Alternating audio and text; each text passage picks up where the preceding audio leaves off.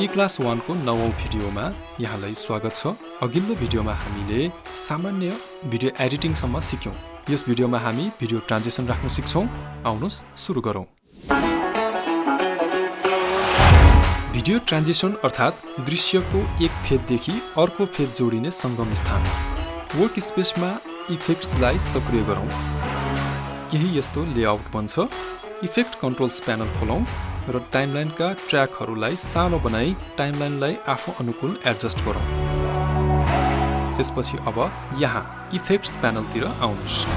हामी सुरुमा हाम्रो सिक्वेन्समा भिडियो ट्रान्जिसन राख्छौं। त्यसको लागि भिडियो ट्रान्जिसन्सको बिनलाई एक्सटेन्ड अर्थात् खोल्नुहोस् र यसभित्र पनि रहेका सब बिन्स वा भनौं फोल्डरहरूमा थुप्रै ट्रान्जिसनहरू छन्।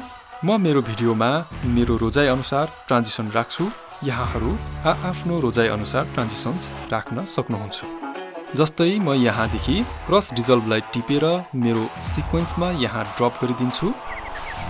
यसलाई म लम्ब्याउन वा छोट्याउन पनि सक्छु भने सम्भव भए यो सेलेक्ट हुँदा इफेक्ट कन्ट्रोल्समा यसको स्रोत अर्थात् सोर्स देखिन्छ, जहाँदेखि यसलाई मोडिफाई अर्थात् यसको प्रकृतिलाई फेरबदल गर्न सकिन्छ। तर यहाँ त्यस्तो केही सेटिङ देखाइएको छैन, मतलब यो ट्रान्जिसनमा मोडिफाई सम्भव छैन। जब म इफेक्ट्स प्यानलदेखि यो चाहिँ ट्रान्जिसन टिपेर भिडियोमा राख्छु त यसमा सेलेक्ट गरेपछि इफेक्ट कन्ट्रोल्समा हेरौं, यहाँ यसलाई मोडिफाई गर्न सम्भव छ। म यहाँ रहेको रिभर्स यता बक्समा चेक गर्छु र त्यसलाई प्ले गर्छु। यसरी फ्रेम बदलिन्छ। तर म फेरि रिभर्सलाई पहिलेकै अवस्थामा राखेर प्ले गर्छु त ठिक उल्टो तवरले फ्रेम प्ले हुन्छ।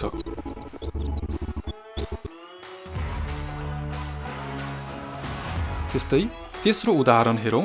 यसपालि म यो चाहिँ ट्रान्जिसन टिपेर सिक्वेन्समा राख्छु र यसको सेटिङलाई हेरौं त यहाँ पहिलो त दोस्रो ट्रान्जिसनमा भन्दा धेरै मोडिफाई गर्न मिल्ने सेटिङहरू छन् जो यस ट्रान्जिसनलाई अझ खास बनाउँछ। यदि केही मोडिफाई नगरी यसलाई प्ले गर्दा यो यस्तो देखिन्छ, किनकि यहाँ यो दिशा अर्थात् डाइरेक्सन अगाडितर्फ सेट भएको छ। तर जब म यसको डाइरेक्सनलाई माथिदेखि सेट गर्न यहाँ क्लिक गर्छु र प्ले गर्छु त भिडियो यस्तो बन्छ। अझै हेरौं, म यसलाई यो चाहिँ कुनामा क्लिक गरी सेट गर्छु र अब प्ले गर्दा भिडियोमा ट्रान्जिसन यसरी काम गर्छ। यसमा कुनै गाह्रो विषय छैन। ट्रान्जिसनलाई सिधै टिप्ने र भिडियोको टुप्पो वा फेद अथवा दुईवटा भिडियो जोडिएको स्थानमा ल्याएर छोडिदिने।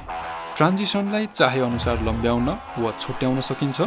लम्ब्याउँदा ट्रान्जिसन रहने समय लम्बिन्छ र छोट्याउँदा ट्रान्जिसन रहने समय वा अवधि छोटिन्छ। यदि दुईवटा भिडियोका जोड्नेमा ट्रान्जिसनलाई राख्नु छ भने अलि पुरानो भर्जनका प्रिमियर प्रोमा भए ती दुईटै भिडियोका जोडिने भागतिर काटिएका हुनुपर्छ। तर नयाँ प्रिमियर प्रोहरूमा भने यस्तो नोटिफिकेसन खुल्छ, जसलाई ओके गर्दा समस्या समाधान हुन्छ। यदि ट्रान्जिसन हटाउनु पर्ने ट्रान्जिसनमा क्लिक गर्ने र राइट क्लिक गरी क्लियरमा क्लिक गर्न सकिन्छ, वा किबोर्डमा डिलिट वा ब्याक स्पेसलाई थिच्दा ट्रान्जिसन हट्छ, मतलब डिलिट हुन्छ। मैले मलाई आवश्यक पर्ने ट्रान्जिसन राखिसकेँ। यहाँहरू आफ्नो इच्छा अनुसारको ट्रान्जिसन राख्नुस् र प्रोजेक्टलाई सेभ गर्नुस्। त्यसपछिको भिडियोमा हामी भिडियो इफेक्ट्सको बारेमा चर्चा गर्छौं।